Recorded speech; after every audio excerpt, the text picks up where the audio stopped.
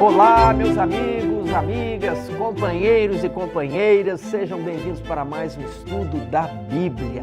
Hoje daremos continuidade ao nosso guia, que tem o título de Descanso em Cristo.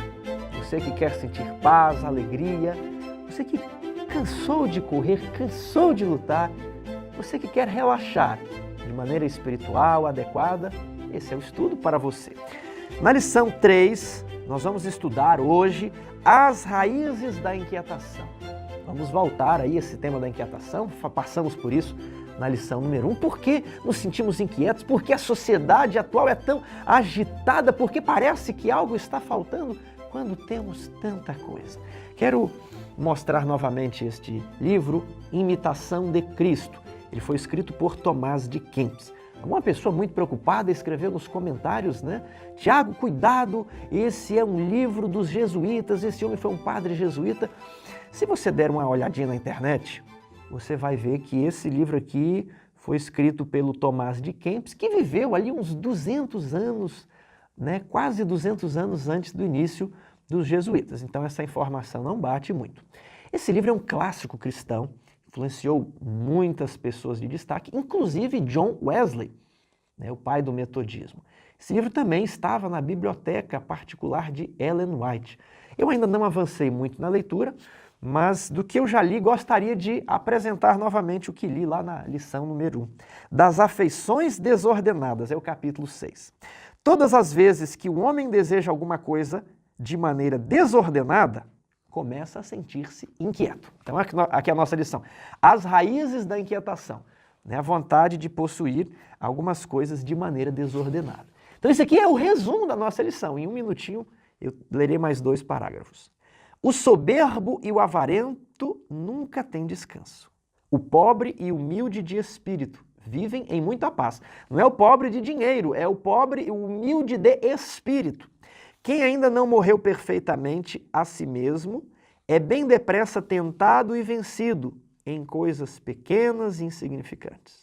O fraco de espírito, ainda um tanto carnal e inclinado às coisas sensíveis, dificilmente pode desapegar-se de todos os desejos da terra e por isso sente-se muitas vezes triste quando dele se priva e com facilidade se irrita quando alguém o contraria. É por isso que o jovem rico era um jovem inquieto e ele saiu triste porque possuía muitas riquezas. E Jesus disse, você quer ter a vida eterna? Você quer encontrar a paz eterna? Vai e desfaça-se do seu Deus, que são as riquezas. E ele foi-se embora porque era dono de muitas riquezas. Então, o fraco de espírito dificilmente pode desapegar-se de todos os desejos da terra. Mas se alguém alcança o que desejava, mas se alcança o que desejava, logo o oprime o remorso de consciência por haver seguido sua paixão que não lhe traz a paz que buscava. É com efeito resistindo e não obedecendo às paixões que se encontra a verdadeira paz de coração. Paz não terá, pois, o homem carnal, nem o dissipado, mas o fervoroso e espiritual. Imitação de Cristo. A parte de sábado fala de uma árvore que possui um grande sistema de raízes. Em geral, disse que as árvores, da mesma maneira que elas crescem para cima, elas crescem para baixo. Às vezes tem árvores que têm o dobro para baixo do que ela cresceu para cima da terra. E é exatamente isso que prende ao solo. Muitas vezes são as nossas raízes no solo dessa terra que nos prendem de crescer mais em direção a Cristo. E todas as vezes que Jesus pede para que nós abandonemos as raízes que nos prendem a essa terra de pecado, nós nos sentimos tristes. Nós ficamos inquietos quando não aceitamos o conselho de Cristo. Imaginamos que quando deixarmos as nossas raízes, a árvore da nossa vida irá tombar, não sabendo que, segundo a Bíblia, ela subirá até o Pai. A árvore da nossa vida, que representa a nossa vida, apenas subirá a Cristo quando aprender a não se apoiar nas suas raízes terrenas. Jesus traz divisão, parte de domingo. Jesus disse que não veio trazer paz, mas espada. Ora, o que isso significa? Isaías não diz que ele seria o príncipe da paz? Por que então Jesus disse que ele veio trazer a espada? Mateus capítulo 10, verso 34 a 39. Não penseis que vim trazer paz à terra. Não vim trazer paz, mas espada. Como assim? Será que Jesus ele apoia as cruzadas contra os infiéis? Jesus apoia a guerra santa? Longe disso, de maneira nenhuma. Jesus ele traz paz de espírito para aquele que aceita os princípios do seu reino. Mas aqui o verso 35 diz que vim causar divisão entre o homem e seu pai, entre a filha e sua mãe, entre a nora e sua sogra. Assim os inimigos do homem serão os da sua própria casa. Quem ama seu pai ou sua mãe mais do que a mim não é digno de mim. Quem ama seu filho ou sua filha mais do que a mim não é digno de mim. E quem não toma a sua cruz e vem após mim não é digno de mim. A ideia é que aqueles que aceitam a Cristo encontrarão a verdadeira paz, mas os que rejeitam o reino de amor de Jesus farão guerra, perseguirão aqueles que se submeteram à lei de Cristo, aqueles que se submeteram à graça de Cristo e que estão querendo se transformar, ser transformados, eles serão perseguidos pelos que não aceitam a Cristo. Por isso haverá espada e divisão, porque nós devemos amar mais a Jesus do que qualquer outra coisa, porque Ele deu a vida por nós. Tiago, mas isso parece muita abnegação, muito sacrifício, nós levamos a cruz. Mas eu quero que você se lembre que ao fim do caminho, você troca a cruz pela coroa. Eu aqui com Jesus, a vergonha da cruz quero sempre levar e sofrer.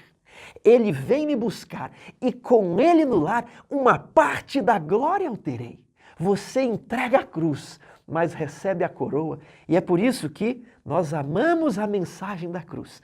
Até morrer eu a vou proclamar, levarei eu também minha cruz, até um dia, por uma coroa, trocar. A passagem termina dizendo, quem acha a sua vida, perdê-la. Quem todavia perde a sua vida por minha causa, achá-la. Precisamos viver nessa perspectiva, a fim de repousarmos em Cristo e encontrarmos a verdadeira paz. Quando a nossa vida parecer perdida, sem valor, loucura para as pessoas do mundo, nós teremos encontrado a pérola de grande preço, a qual nós vendemos tudo, entregamos tudo neste mundo, porque sabemos que temos uma vida eterna e imortal, que nos será concedida após a volta de Jesus. Vamos então para a parte de segunda-feira. Egoísmo. Se você ainda não notou, a lição também está muito bem dividida e estruturada. Domingo, divisão. Segunda, egoísmo. Terça, ambição. Quarta, hipocrisia. Essas são as causas da inquietação, segundo a lição. Então você vai trabalhar cada uma, né, em cada dia. E na quinta-feira você vai apresentar o remédio que elimina todas essas causas. Segunda-feira, egoísmo. Leia Lucas 12, verso 13 a 21. Identifique o problema destacado na parábola. E aqui a lição pergunta, planejar o futuro é egoísmo? É desprezo pelo reino de Deus? Se precaver, né? Fazer uma poupança, guardar um dinheiro, isso é errado? Lucas 12, 13 a 21. Nesse ponto, um homem que estava no meio da multidão lhe falou, mestre, ordena a meu irmão que reparta comigo a herança. Quantas brigas por herança você já não viu? Quantos irmãos se tornaram os maiores inimigos porque estavam disputando quem ficaria com a terra, com a casa, com a mobília, com o carro? E aqui uma pessoa não encontrava paz, ele estava inquieto. E ele pediu, Senhor, resolva a minha inquietação, me ajude, eu quero a minha parte, eu quero os meus bens. Mas Jesus lhe respondeu, homem, quem me constituiu juiz ou partidor entre vós? Então lhes recomendou, tende cuidado e guardai-vos de toda e qualquer avareza, porque a vida de um homem não consiste na abundância dos bens que ele possui. O homem estava muito preocupado, porque geralmente a herança é um grande valor, é aquilo que passa de família para família. E naquele caso, a divisão não estava da maneira como ele queria e Jesus iria trazer a verdadeira justiça. E Jesus disse, cuidado para não se focar muito nos tesouros dessa terra e perder o verdadeiro foco da vida. Será que nós, às vezes, não perdemos esse foco? Quando encontramos amigos de longa data, e aí nós perguntamos, e aí, você lembra do fulano de tal? O que ele está fazendo? Ah, ele é médico, ficou muito rico, e agora ele tem uma clínica, e o outro, ele se deu muito bem também, né? Ele entrou no ramo de caminhões, ele tem uma enorme frota, né? O outro está muito bem sucedido, o filho trabalha na ONU, a filha é juíza, né? E nós focamos, eu vou ler o texto novamente, porque a vida de um homem não consiste na abundância dos bens que possui, mas nos padrões do mundo, a vida de um homem consiste na abundância dos bens. E às vezes nós somos contaminados por isso. Quantas vezes? Eu já fiz assim também. Mas a lição vem trazendo o alerta para que a gente mude a perspectiva. Como estão seus filhos? Aí nós podemos falar dos alcances, das conquistas, né? Olha, ele terminou a faculdade agora, vai se casar. Não há problema nisso, mas por que nós também não focarmos, olha, os meus filhos, eles estão pregando, dão estudos bíblicos, eles estão terminando de ler a coleção dos testemunhos para a igreja, né? E ele também terminou a faculdade agora, comprou uma casa. Não tem problema de nós comentarmos as conquistas materiais, elas fazem parte da vida. Elas só não podem ser o foco como se ele ganhou dinheiro, ele é bem sucedido, que bom. Se ele não ganhou dinheiro, nada, ele perdeu. Não, porque a vida de um homem não consiste na abundância dos bens que ele possui. Vamos trazer o foco na vida espiritual. Os meus filhos estão comigo na igreja. Quantos filhos enriqueceram, mas trazem tristeza aos pais, porque não acreditam mais no Deus da Bíblia.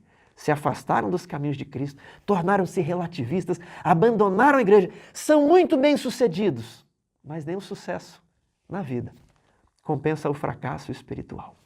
Aí Jesus continua, eles proferiam ainda uma parábola dizendo, o campo de um homem rico produziu com abundância e arrazoava consigo mesmo dizendo, que farei, pois não tenho onde recolher tanta colheita, tantos grãos? E disse, farei isto.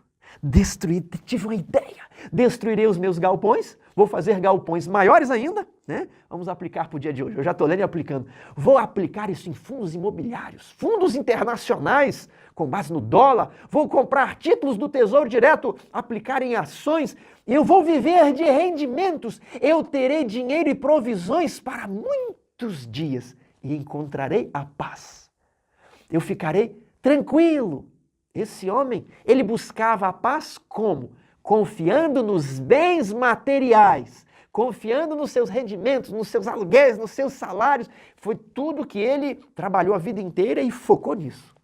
E aí o que a Bíblia nos diz? Mas Deus lhe disse, na perspectiva de Deus, louco, esta noite te pedirão a tua alma, e o que tens preparado para quem será? Você crê que encontrou a paz no mundo, mas será que você encontrou a paz na vida no além? Após a morte, após a volta de Jesus, após o juízo, sua vida estará em paz? Ou você ficará inquieto quando tiver de se encontrar com o juízo de toda a terra? O que tens preparado? Você pode ter a sua poupança, você pode ter os seus recursos guardados para emergência, isso é correto. Vai ter com a formiga preguiçoso. Isso é correto nós nos precavermos. Agora, não podemos basear a nossa paz nos bens terrestres, nos bens materiais. Esse que era o problema do homem. Ele era rico para com o mundo, mas não era rico para com Deus. Precisamos ser ricos primeiramente para com Deus. E se for possível, né, ter a abundância de bens aqui e os utilizarmos para a glória de Deus, não há nenhum mal nisso.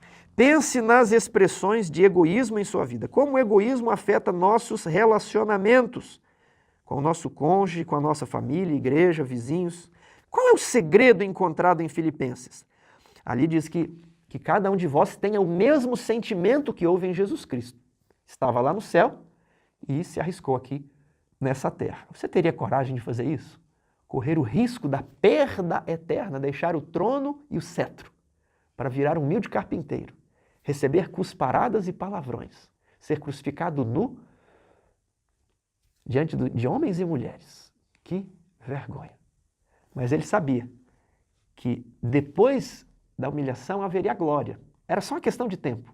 Para Jesus foram apenas 33 anos. Tenham o mesmo sentimento, sacrifiquem-se aqui. Mas lembrem-se que vocês serão honrados depois. Enquanto o eu for a prioridade, cada pessoa buscará o melhor para si. E isso gera inquietação, isso gera tensão no seio familiar, isso gera conflitos na família, porque quando dá o sábado à noite, cada um pensa em fazer a sua vontade. E coitada, a mãe muitas vezes fica lá lavando a vasilha. Mas todos devem pensar, o que eu posso fazer para aliviar o trabalho dos meus pais no domingo? O que eu posso fazer para ajudar? Então, quando nós buscamos os interesses dos outros, a harmonia, a união. Quando eu busco os meus interesses no egoísmo, a tensão e divisão. Porque se cada um buscar o seu, se cada um puxar para um lado, alguém vai ganhar e o outro vai perder, né? Se o amor a Deus e aos outros não impulsionar e guiar nossas escolhas e prioridades, continuaremos construindo mais celeiros para nós aqui e colocando menos tesouros no céu. Vamos para a terça-feira, ambição. Leia Lucas 22, 14 e 30. O que Jesus sentiu ao ouvir os discípulos discutindo naquela noite? Isso aqui é muito difícil, eu não vou saber responder. O que Jesus sentiu, a Bíblia não fala e aí não tem como a gente entrar na cabeça de Jesus para saber, né? Então talvez, não vou falar de tristeza, se não sentiu, né? Talvez Jesus estava preparado, já sabia. Enfim, né? O que Jesus sentiu? Imagino que não deve ter sentido coisa boa, né? Porque essas perguntas são as que eu acho mais difícil, né? Na sua opinião, o que Davi pensou quando ele teve que enfrentar o gigante? Olha, eu não sei o que Davi pensou, né? Deve ter pensado muitas coisas. Mas vamos lá. Por que os discípulos perderam foco naquela ocasião e se concentraram na grandeza humana? A Bíblia não nos detalha por quê. A gente presume porque eles tinham ideias incorretas sobre o que constituía a verdadeira grandeza. Eles pensavam que a verdadeira grandeza se alcançava quando você tinha poder terrestre, poder político, poder temporal, poder da riqueza e do ouro. E aí começaram a discutir e disputar, olha, Jesus vai dar o golpe, Jesus vai tomar o reino em breve, em breve. E aí, meu amigo, cada um por si. Né? Não estou nem aí para 12 discípulos, filho de Zebedeu, Judas, né, Mateus, Pedro. Eu vou escolher o meu aqui. Eu estou só pensando aqui no meu cargo. Né? O cargo de primeiro-ministro, de assessor, é um só. Que se dane os outros, eu estou pensando em mim.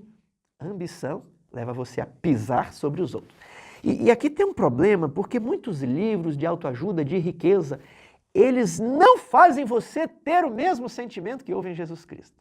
Mas a ambição egoística leva você a pisar sobre os outros para alcançar o seu ideal. Quem é o maior no reino dos céus? E Jesus trouxe uma criança. E lhes disse, em verdade vos digo, se vocês não se converterem e não se tornarem como crianças, de maneira nenhuma entrarão no reino dos céus. A minha filha tem R$50 no cofrinho e ela acha que ela é muito rica. Sabe, porque ela confia que eu, como pai, vou dar tudo para ela. Eu tenho 3 filhos. O mais velho tem 7 anos, mas eles gostam de estar na presença minha e da minha esposa. Não importa se a cama é de cetim ou se é de remendos, né? Não importa se o carro custou R$300 mil ou se nós estamos andando de Fusca, um carro simples. A questão é que eles estão conosco, eles estão felizes e satisfeitos. Então, você precisa encontrar satisfação em poder estar com Cristo, em se ajoelhar diante de Cristo e contar para Ele a sua vida como se Ele fosse o melhor amigo. Em ler as Escrituras, em se deleitar de estudar o espírito de profecia, ter alegria e prazer. As crianças, elas se contentam em ter uma moeda de R$1. Elas têm muito dinheiro quando o cofrinho tem algumas moedas e fazem barulho. Vamos para aqui quarta-feira, a última causa de inquietação dessa semana, hipocrisia. Quais são as 4 características principais de um hipócrita? Antes de respondermos à pergunta, eu quero refazer algo que na cultura popular está incorreto. É a ideia de que a obediência a Deus é hipocrisia. Ah, porque ninguém pode obedecer mesmo, então se você tenta obedecer, você é um hipócrita. né? Ainda mais se você quer obedecer tudo certinho, né? Tem aquela placa, não pise na grama, aí você não pise na grama aí, é um baita hipócrita. Esse era o meu pensamento durante toda a minha adolescência e boa parte da juventude. Se alguém dizia, olha, eu sou um vegetariano, eu ficava com raiva daquela pessoa. Porque eu pensava, a salvação é pela graça, por que aquela pessoa quer ser vegetariana? Ah, que ele quer ser melhor, ele quer aparecer, então ele é um hipócrita. Não, mas existem orientações sobre alimentação, existem orientações sobre os mais diversos assuntos, e eu tinha raiva de todo mundo que queria fazer as coisas certinhas. Graças a Deus, Deus me livrou desse pensamento incorreto. Sabe por quê? Abra sua Bíblia, isso aqui vai enriquecer a sua lição, esse texto não está no nosso estudo da semana. Salmo 119:4. Preste atenção, você tem que ler a Bíblia com atenção. Tu ordenaste os teus mandamentos, para que os cumpramos mais ou menos, para que não os cumpramos, porque nós somos imperfeitos mesmo, né? Para que não os cumpramos, porque Jesus os cumpriu por nós. Você percebeu que isso não está escrito aqui? Olha lá, vou ler de novo. Tu ordenaste os teus mandamentos para que os cumpramos à risca. Nem mais, nem menos. À risca. Isso é surpreendente. Isso quebra muitos paradigmas. Tu ordenaste os teus mandamentos para que nós os cumpramos à risca. E agora eu quero trazer para você o conceito bíblico de hipocrisia. Vamos abrir em Mateus 26, que é o texto da Mateus 23, que é o texto da pergunta número 5. Quando nós imaginamos hipocrisia entre os fariseus, você se lembra de que, bem, os fariseus eram guardadores da lei. Então, quem guarda a lei é hipócrita. Mas espera aí, nós não lemos que Deus pediu para cumprir a lei à risca? Né? Tintim por tintim? Veja aqui Mateus 23, o que Jesus fala sobre os fariseus. Então falou Jesus às multidões e aos seus discípulos. Na cadeira de Moisés se assentaram os escribas e fariseus. Fazei e guardai, pois, tudo quanto eles vos disserem. Olha o que Jesus está dizendo. Cumprir à risca o que eles estão ensinando. Porém, não os imiteis nas suas obras, porque dizem e não fazem. Olha, guardem a lei à risca, mas não imitem os fariseus, porque eles não guardam a lei. Eles têm apenas uma aparência, eles dizem, mas eles não guardam. Isso é a hipocrisia. Vamos continuar aqui? Atam fardos pesados e difíceis de carregar e os põem sobre os ombros dos homens. Entretanto, eles mesmos nem com o dedo querem movê-los. Praticam, porém, todas as suas obras com o fim de serem vistos dos homens, pois alargam seus filactérios e alongam as suas franjas. Eram aspectos que estavam relacionados a deveres religiosos e, olha, esse cumpre muitos deveres religiosos. Depois você procura aí o que são filactérios e o que são essas franjas. Eu não vou ter tempo de comentar hoje. Amam o primeiro lugar nos banquetes e as primeiras cadeiras nas sinagogas, as saudações nas praças e os serem chamados mestres pelos homens. Vós, porém, não sereis chamados mestres, porque um só é vosso mestre, e vós todos sois irmãos. A ninguém sobre a terra chamei vosso Pai, porque só um é vosso Pai, aquele que está no céu. Nem sereis chamados guias, porque um só é vosso guia, o Cristo. Mas o maior dentre vós será vosso servo. Quem a si mesmo se exaltar, será humilhado, e quem a si mesmo se humilhar, será exaltado. A base de toda falsa religião é a autoexaltação. Jesus disse para não chamar as pessoas de pai, de padre, porque um só é vosso Pai. Pedro, ele foi um humilde pescador, um homem iletrado. E o Novo Testamento diz que nós, os apóstolos, somos os menores. Mas hoje, a falsa religião proclama que o sucessor de Pedro deve ser chamado de vossa santidade. Isso não está correto, porque Pedro, ele se humilhou, ele não procurou essa glória humana que aqui está sendo condenada. Verso 13. Ai de vós, escribas e fariseus, hipócritas, porque fechais o reino dos céus diante dos homens, pois vós não entrais, nem deixais entrar os que estão entrando. Então, quais são 4 características principais do hipócrita? Eu coloquei 3. Parecem obedecer, mas não obedecem. É a obediência denorex. Você se lembra Quem aí tem mais de 30 anos se lembra de uma propaganda de um produto que dizia assim, ó, parece, mas não é. Então eles parecem que cumprem a lei, mas não cumprem. Isso que é hipocrisia. O cumprir a lei mesmo é correto. 2, obedecem quando não requer esforço. Quando é fácil, aí se obedece, né? Mas quando alguma coisa está em jogo, algum deleite, algum prazer, aí não se obedece. 3, atrapalham os outros que estavam indo pelo caminho correto. Agora, a lição vem falar de conservadores e liberais. E vamos responder a nossa pergunta. Quem está correto? Os conservadores ou os liberais? O que devo ser? Um conservador, um liberal? Meu querido irmão, tanto conservadores como liberais estão destinados ao fogo do inferno. Se você quer acertar, você precisa ser um cristão bíblico. Às vezes a Bíblia tem aspectos progressistas, às vezes a Bíblia tem aspectos conservadores. Mas quando nós vamos para uma linha de ideologia, a tradição ou o progressismo, nós nos afastamos da Bíblia. Nos dias de Jesus, tanto conservadores como liberais crucificaram Jesus. Então, vamos expandir aqui a ideia de hipocrisia, né? Conservadores, eles falam, temos que obedecer à lei, vamos aqui fazer o que é certo. Só que apenas parecem obedecer, e obedecem apenas o que lhes agrada. Quando exige algum esforço, sacrifício, né? Quando aquilo ali vai afetar um momento de lazer, aí a pessoa relativiza a obediência. Mas em determinadas coisas que para ele é fácil, aí os discursos são pomposos. Isso é hipocrisia.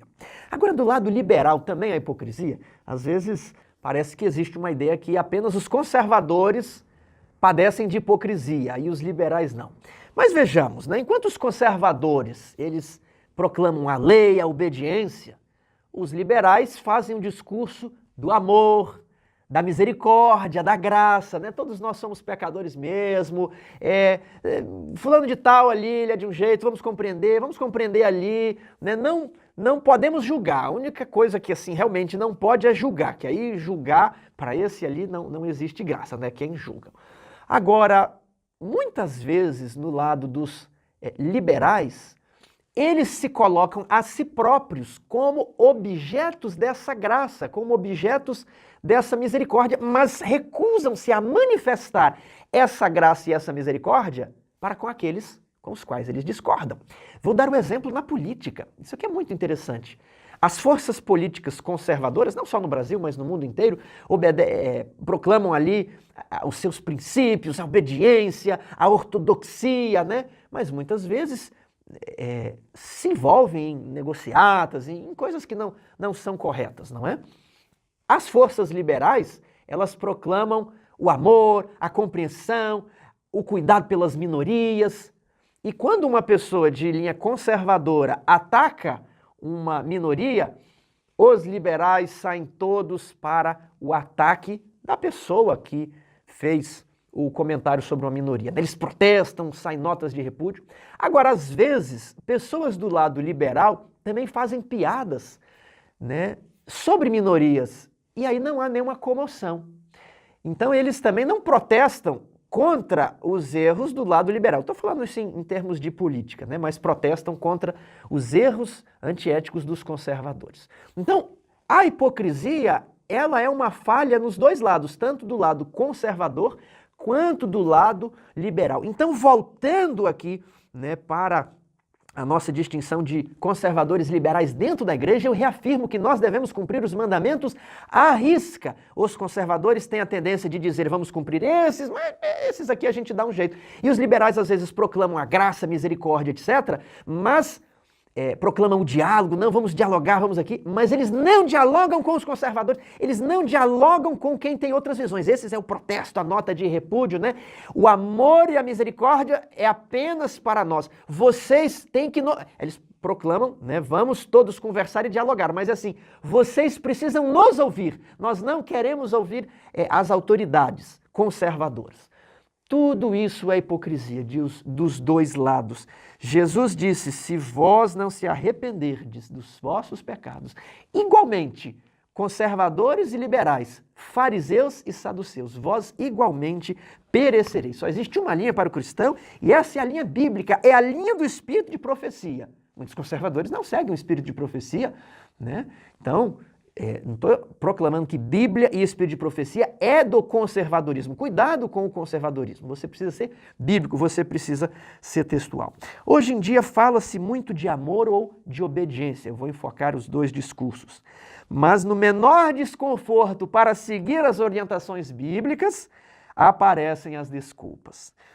Hoje fala-se que as pessoas precisam ajudar o próximo, as minorias, mas quando isso conflita com o seu momento de lazer, surgem as desculpas. Quando a pessoa, né, que está falando em amor, em compreensão, ela precisa se privar do seu descanso para ficar uma noite com o doente. Ela precisa se privar do seu descanso para ir a um sepultamento, para consolar a família enlutada. As desculpas aparecem.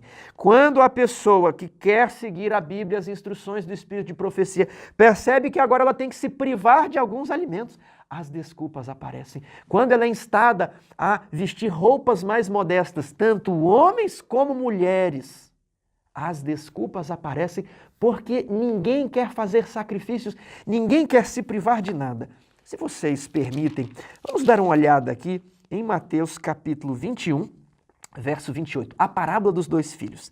E o que vos parece? Um homem tinha 2 filhos. Chegando-se ao primeiro, disse: filho, vai hoje trabalhar na vinha. E ele respondeu: sim, senhor. Porém, não foi. Olha só, ele tinha a aparência de que cumpriria o dever do pai, mas não cumpriu. 30. Dirigindo-se ao segundo, disse-lhe a mesma coisa, mas este respondeu: não quero. Mas depois acabou, arrependido foi.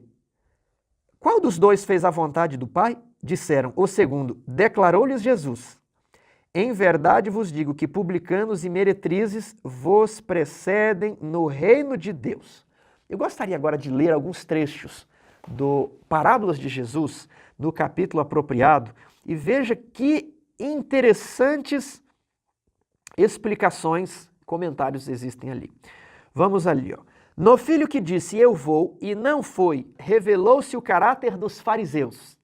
Como esse filho, os guias judeus eram impenitentes e presunçosos. A vida religiosa da nação judaica tornara-se uma formalidade. Ao ser proclamada a lei no Sinai, pela voz de Deus, todo o povo se comprometeu em obedecer. Disseram: eu vou, Senhor.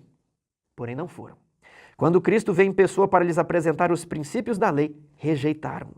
Cristo dera aos guias judeus de seu tempo provas abundantes de sua autoridade e poder divinos, embora convictos, não quiseram aceitar a evidência. Cristo lhes mostrou que continuavam a descrer porque não possuíam o Espírito que conduz à obediência. Declarara-lhes: é assim invalidastes pela vossa tradição o mandamento de Deus, mas em vão me adoram ensinando doutrinas que são preceitos de homens. O conservadorismo, às vezes, invalida as orientações da Bíblia e do Espírito de profecia por causa de uma tradição conservadora. Eu vou prosseguir. Os sacerdotes e anciãos de Israel passavam a vida em cerimônias religiosas que consideravam muito sagradas para ligá-las com negócios seculares. Por isso, sua vida era tida como inteiramente religiosa. Eles, porém, executavam as cerimônias para serem vistos pelos homens, para que fossem considerados pelo mundo piedosos e devotos. Ao passo que professavam obedecer, recusavam prestar obediência, não eram praticantes da verdade que pretendiam ensinar. Na parábola, o filho disse: eu vou, Senhor, apresentando-se como fiel e obediente, porém o tempo mostrou que sua pretensão não era real, não tinha verdadeiro amor ao Pai. Assim os fariseus orgulhavam-se de sua santidade, porém, quando provados, foram achados em falta. Quando era de seu interesse, cumpriam exatamente as exigências da lei, mas ao ser-lhes requerido obediência, anulavam toda a força dos preceitos de Deus por meio de ardilosos enganos. Esse é um dos problemas da hipocrisia. Você proclama a obediência, mas quando aquilo exige algum sacrifício, aparecem as justificativas. Deles declarou Cristo: não procedais em conformidade com as suas obras, porque dizem e não praticam. Não possuíam verdadeiro amor a Deus e aos homens. Deus os chamou para serem seus colaboradores no abençoar do mundo. Mas se bem que nominalmente aceitavam a chamada, na prática negavam a obediência. confiavam em si mesmos e orgulhavam-se de sua bondade, mas desprezavam os mandamentos de Deus. Recusavam fazer a obra que Deus lhes prescrevera e por causa de sua transgressão, o Senhor estava prestes a divorciar-se da nação desobediente. Meus amigos, nós como adventistas corremos o risco de cair no farisaísmo. Nos orgulhamos de ser a igreja verdadeira, a igreja da profecia, o povo da Bíblia, mas não temos estudado a Bíblia, não conhecemos as profecias. E nos orgulhamos do sábado, temos a verdade do sábado, não comemos a carne de porco, e ao passo que ignoramos os 60 e tantos livros do Espírito de Profecia em português, gratuitos e disponíveis para você ouvir em áudio. Então, nós muitas vezes ressaltamos aqueles aspectos, o sábado, o sono dos mortos, a volta de Jesus, mas quando surgem as dificuldades, nós não obedecemos e vamos cair no farisaísmo. A promessa de obediência aparentam cumprir quando esta não exige sacrifício, mas quando são requeridas abnegação e renúncia, quando vem a cruz para ser levada, retrocedem. Deste modo, a convicção do dever desaparece e a transgressão consciente dos mandamentos de Deus torna-se um hábito. E aí você sempre tem uma desculpa, não, é que você quer nos tempos bíblicos, Ellen White falou isso, não, mas tem que entender o contexto, era para aquela época. E aquilo vai se tornando um hábito, um hábito, um hábito. E aí você vai desconsiderando, justificando, desculpando. O ouvido pode escutar a palavra de Deus, mas a percepção espiritual está desligada, o coração está endurecido e a consciência cauterizada. Antes de iniciar esse estudo, eu orei, ajoelhei aqui diante dessa mesa. Todas as vezes nós oramos, não tem nenhum estudo aqui gravado que não é precedido de oração. E eu clamei, Senhor, livra-me da hipocrisia, livra-me de pregar aqui para as pessoas na lição e justificar as coisas na lei de Deus para as quais eu ainda não estou obedecendo. Livra-me disso, perdoa os meus pecados para que o coração meu não se torne endurecido e a minha consciência cauterizada. O juiz investigo está... Vou contar uma coisa para vocês. Essa noite eu acordei com cãibra. Eu acordei tão assustado e eu tive a sensação que o meu coração parou. Eu não tinha força nos braços, nas pernas. Eu tive vontade de gritar e eu falei, Fernanda, põe a mão, vê se o meu coração está parando. Eu acho que eu estou tendo uma parada cardíaca. Aí ela falou, não, seu coração está batendo. Eu falei, me dá água, que eu não tinha força para pegar a garrafa ao lado da cama. E eu fiquei pensando, e se hoje fosse o meu último dia? E se eu morresse esta manhã? Aquilo que eu tenho preparado, para quem será? Então eu imagino que qualquer um de nós pode ter um infarto, um AVC e morrer. É muito perigoso. É o nosso destino eterno. Veja esse outro. Jamais poderemos ser salvos na indolência e inatividade. Não há pessoa verdadeiramente convertida que viva a vida inútil e ociosa. Não nos é possível deslizar para dentro do céu. Nenhum preguiçoso pode entrar lá. Se não nos esforçarmos para conseguir entrada no reino, se não procurarmos sinceramente aprender o que constitui suas leis, não estaremos aptos para dele participar. Quem recusa cooperar com Deus na terra, não cooperaria com ele no céu. Não seria seguro levá-los para lá. Agora, vamos falar do segundo filho. O filho que por algum tempo negou obedecer ao mandado do pai, não foi condenado por Cristo, mas tampouco foi louvado. Preste atenção, Cristo não louvou.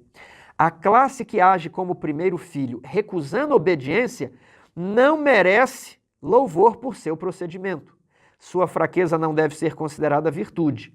Santificada pela verdade e santidade, tornaria os homens testemunhas destemidas para Cristo. Usada como é pelo pecador, porém, é insultante e arrogante e aproxima-se da blasfêmia. O fato de um homem não ser hipócrita não lhe diminui a pecaminosidade. É que existe o discurso seguinte, eu vou me declarar imperfeito, eu vou me declarar prostituta, ladrão, bandido, né? Não vou fazer nenhuma profissão de santidade, eu vou falar que eu sou fraco, um pecador mesmo, né? Para que eu não caia na hipocrisia. Mas Mas o fato de um homem não ser hipócrita não lhe diminui a pecaminosidade quando os apelos do Espírito Santo atingirem ao coração. Nossa única segurança está em a eles responder sem tardar, em aceitar. Quando vier o chamado, vai trabalhar hoje na minha vinha, não recuseis o convite. Hoje, se ouvirdes a sua voz, não endureçais o vosso coração. É perigoso postergar a obediência. Podeis nunca mais ouvir o convite.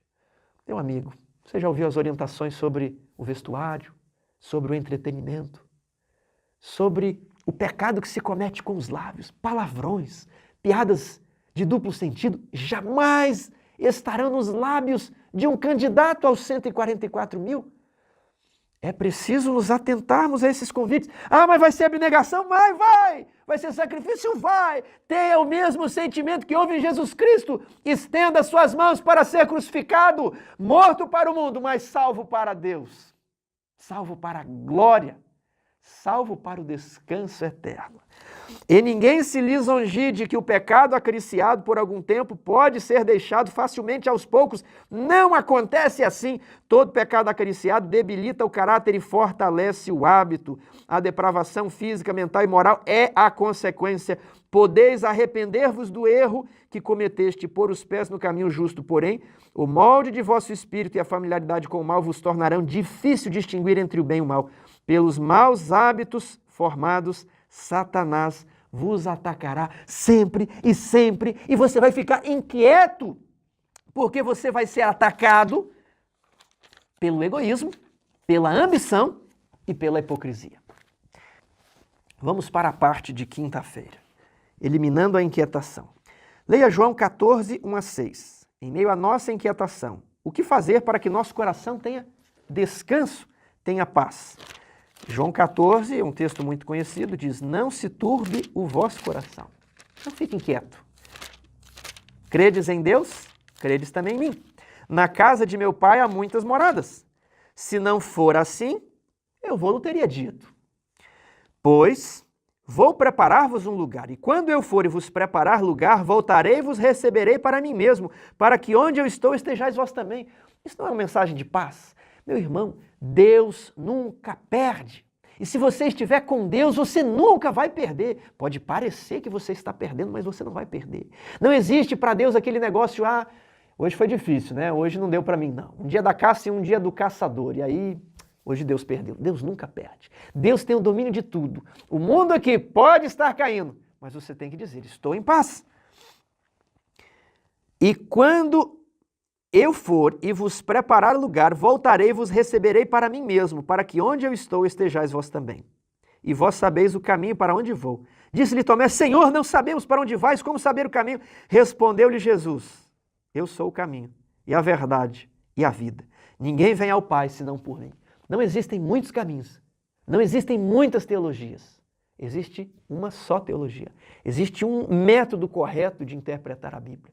Fora com o relativismo, com os métodos alegóricos, com os métodos espiritualistas, fora com as justificativas para dizer que isso era no outro tempo, isso era naquela cultura, isso era nos dias de Ellen White. São justificativas do nosso coração não convertido, para não aceitarmos a verdade. E enquanto você não se render, você irá embora como filho, como jovem rico, porque era dono de muitas riquezas. Você irá embora inquieto e não encontrará a verdadeira paz. Como vencer a divisão, egoísmo, ambição, hipocrisia e achar a paz? Eu sou o caminho, a verdade e a vida. Ninguém vem ao Pai senão por mim. Conhecereis a verdade bíblica, e ela vos libertará. Não só de pão viverá o homem, mas de toda a palavra que sai da boca de Deus. Tiago, eu me sinto um pecador, eu me sinto que não tem jeito para mim, eu me sinto completamente condenado, serei condenado no juízo investigativo, eu sinto que não conseguirei alcançar, eu não quero praticar as reformas, eu não quero me vestir de maneira modesta, eu não quero me submeter ao meu marido, eu não quero amar a minha esposa, Tiago, o que eu faço? Esse é o convite da graça. A graça foi enviada a você. Cristo morreu por nós quando nós ainda éramos pecadores. Você crê que Ele pode te tornar um vencedor? Você crê que é possível vencer como Jesus venceu? Apocalipse 3, 21. Aquele que vencer, assim como eu venci. Apocalipse 3, 21. Você crê nisso? Se você crê, deixa esse fardo com Cristo. O Espírito Santo vai fazer uma obra em você. Alguém me perguntou, Tiago, como? O Espírito Santo é como o vento. Você não sabe de onde o vento vai, de onde que ele vem, para onde que ele vai. O Espírito Santo faz algo no seu coração. Você não vai saber como, mas você vai vencer. Jeremias, capítulo 3, verso 22. Ele nos dá uma linda mensagem para o término da nossa lição. Voltai, ó filhos rebeldes, eu curarei as vossas rebeliões. Você deseja voltar? Jesus vai curar as suas rebeliões. Jesus vai curar a sua falta de vontade de orar, a sua falta de vontade de ler a Bíblia, a sua indisposição em seguir o que está escrito nos testemunhos para a igreja.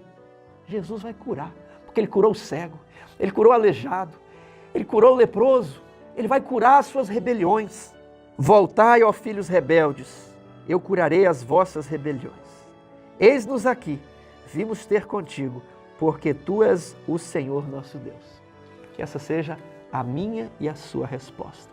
Deus nos deu os seus mandamentos para que nós os cumpramos à risca. E nós só teremos paz quando entregarmos todas as nossas desculpas e justificativas a Deus. Você não mais terá medo da morte, porque você está seguro em Cristo. Tudo está confiado na mão daquele que nunca perde e não pode falhar. Que Deus os abençoe.